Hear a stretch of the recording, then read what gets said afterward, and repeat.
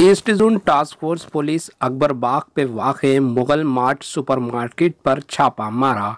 तफसीलात के मुताबिक चादरघाट पुलिस स्टेशन लिमिट्स के east zone task force police ने अकबरबाग पर वाक़े मुगल मार्ट सुपरमार्केट, जो एमआरपी कीमत से ज़्यादा कीमतों में फ़रोख्त कर रहे थे, जैसे गोल्ड्राप 15 लीटर का ऑयल डब्बा 1690 रुपये कीमत में फ़रोख्त किया जा रहा था, जिसकी एमआरपी कीमत 1550 रुपये है।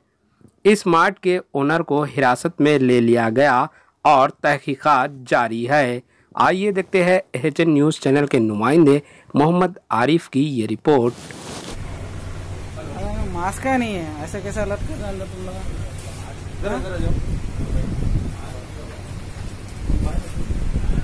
मालूम है ना, मास्क बगैर मास्क का नहीं आना बोल के पेट्रोल पंप पे नहीं आने रहे, तुम अंदर घुसा ले रहे, कैसा ऐसा? कितने दे जनों को? हाँ, एक ही जन 2 जनों को अंदर लाइन में। हमारे एचएन न्यूज़ को सब्सक्राइब करिए ताकि आपको नोटिफिकेशंस आते रहे वक्त पर।